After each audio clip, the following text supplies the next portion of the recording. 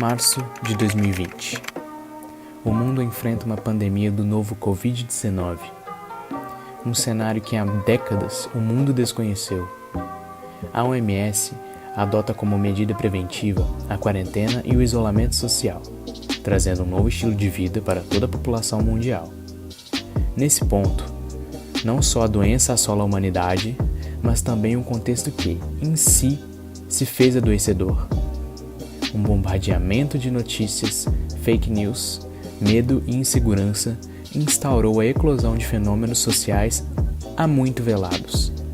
Nesse viés da vida em meio à pandemia, a necessidade de reclusão social trouxe uma série de abruptas mudanças ao cotidiano.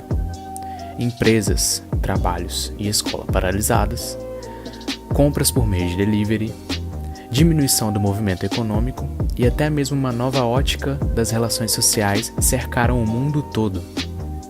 As redes sociais criaram ainda mais forças e se mostraram um pivô comunicativo, aumentando drasticamente os números de usuários e, consequentemente, os seus conteúdos.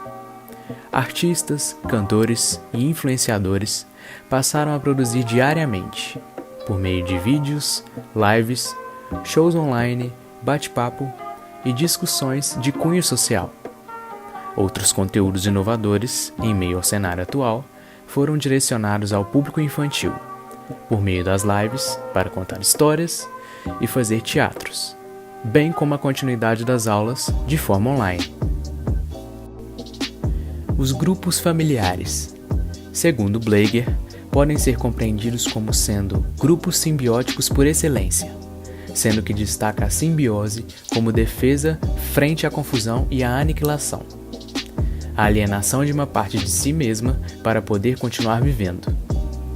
A simbiose também pode ser vista como uma condição de pacto entre os psiquismos dos integrantes de uma família. Esse viés teórico se torna ainda mais visível em meio a uma situação de fragilidade, tal qual se vê atualmente em meio à pandemia e isolamento social.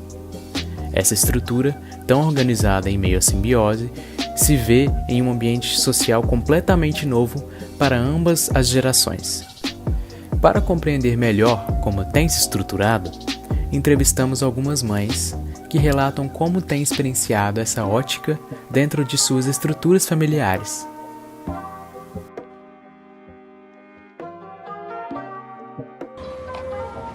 Meu nome é Gabriela Corrêa da Silva, tenho 2 filhos, sou juntada e trabalho em casa.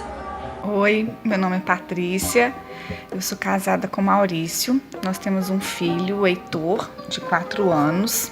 Não estou trabalhando, eu trabalho com papelaria personalizada, então para festas, então tá só algumas coisas que eu estou fazendo que eu já tinha de cliente para fazer, então não estou trabalhando. Olá, gente, meu nome é Elisângela, tenho 46 anos, sou casada e trabalho. Eu tenho 3 filhos, um de 26 anos, que já está na faculdade, cursando medicina, e tenho 2 filhas gêmeas, a Cecília e a Laura, que estão no 2º período. Tem 5 aninhos. Eu expliquei para o Heitor a respeito do coronavírus, falando com ele como criança mesmo, né? Que tem lá fora tem um vírus, que a gente não pode sair, que agora, esse momento, ele não pode ir na escolinha, nem visitar ninguém, nem receber visitas. Então, assim, ele meio que não aceitou muito no começo, mas agora ainda está entendendo melhor.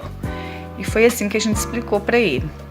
Isso foi explicado para elas, eu deixei ver alguns vídeos e eu fiz uma dinâmica com elas que eu vi na internet, achei muito interessante. No final desse vídeo eu vou mostrar para vocês também. Foi a maneira mais fácil que eu encontrei de mostrar para ela o que é o coronavírus e o que ele causa e como ele afeta a nossa saúde, através de onde que ele vem, né? E o porquê de sempre lavar as mãos.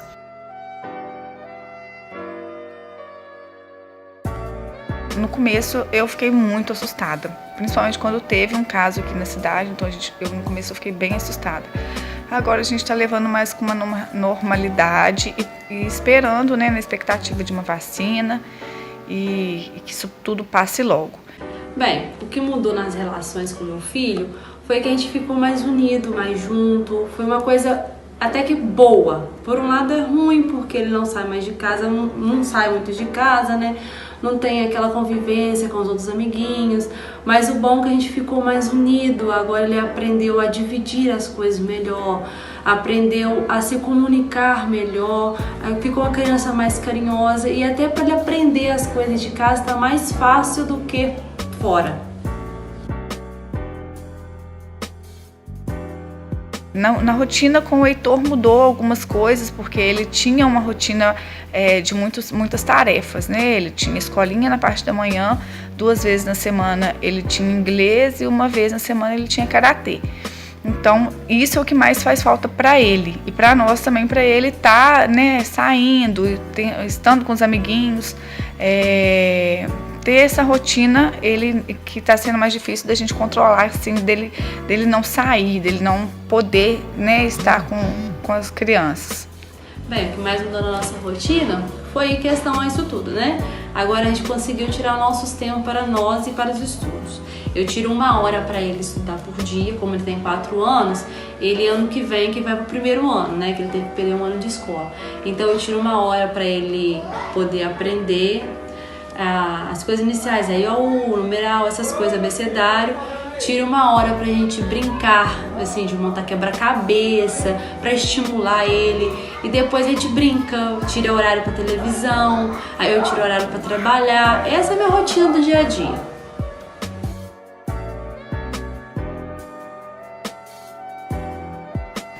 A questão da escola dele, né, da situação escolar dele, tá mais difícil porque ele não gosta, ele não tá gostando de ficar fazendo tarefa em casa. E aí, o que vem da escolinha, eu passo para ele, faço com ele, ensino, ajudo, né? Como é 4 aninhos, é mais questão de colorir, de tamanho, letra, número.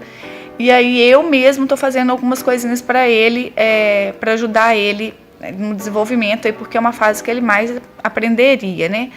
Do inglês eu tirei totalmente, não tô tendo nem as aulas online, porque ela voltou com as aulas, a professora dele voltou com as aulas presenciais, e aí eu não autorizei o Heitor aí, pelo menos por enquanto, por hora, não vai voltar.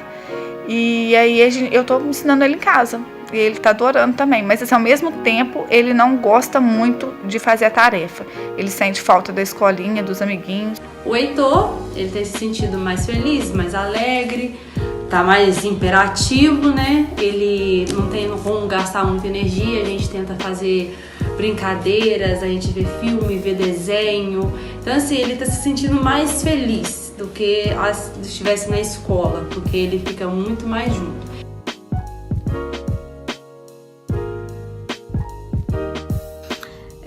Quanto à tecnologia, absolutamente, sim, comprovado que, sim, aumentou muito. Eu falo pelas minhas crianças, e muito mais tempo em celular, vídeos que elas não tinham acesso, que às vezes eu segurava mais, elas estão tendo mais acesso agora. Então, assim, com certeza a tecnologia aumentou muito na vida de todos nós, né? Não só de crianças, não, de todos nós. Até que não, porque a gente, igual eu já tinha falado mais pra trás um pouquinho, a gente tira 1 hora pra ele ver desenho, então ele não tem esse costume de ficar o dia inteiro dentro de casa vendo desenho. Como a gente tem um terreno e tem um jardinzinho, ele gosta de ir pra lá, brincar na terra, no caminhãozinho, com os caminhãozinhos dele, ele gosta de brincar com pedra, então ele não fica o dia inteiro dentro de casa nesse negócio. É 1 hora pra ver desenho e ele se sente super bem, isso faz um bem pra ele e pra gente também. A família é a primeira instituição na vida de um indivíduo. Sobre ela, repousa o encargo da socialização do sujeito, imerso no padrão sociocultural vigente. Recai sobre a família importância ímpar na formação do caráter e personalidade. Contudo, em meio a tantas mudanças ocorrendo na sociedade, é fato que surtirão alterações em uma relação tão intrínseca, formada e formadora de seus membros. Em uma visão organicista, a família pode ser vista como um ser vivo, composto pelo equilíbrio de todos os seus órgãos vigentes. Cada um possui uma função diferente, contudo, todos eles são igualmente responsáveis pelo funcionamento pleno. Tal visão se configura também ao desmembrar a sociedade por meio de partes dentro de um todo, ou seja, de papéis sociais. Essa teoria se descreve nitidamente em meio ao cerne familiar, ao incorporar-se o papel de marido, esposa ou filhos, a depender da disposição de cada família. Dessa forma, a sociedade configura sua totalidade em meio a essas partes.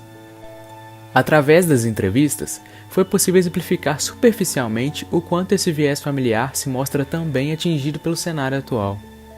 A pandemia do novo coronavírus e sua consequente quarentena trouxe uma imersão mais intensa no âmbito da família, e seus membros acabaram assumindo outros papéis. Os pais, por exemplo, tiveram que se tornar também professores e os filhos alunos. Isso exigiu um processo de adaptação a esse novo meio de vida. A família sofre mudanças em suas normas e funcionamentos. O que realmente importa é a união de seus membros de uma forma saudável, a fim de estabelecer um vínculo que fortaleça os afetos e auxilie na manutenção da saúde mental em meio a um processo tão diferenciado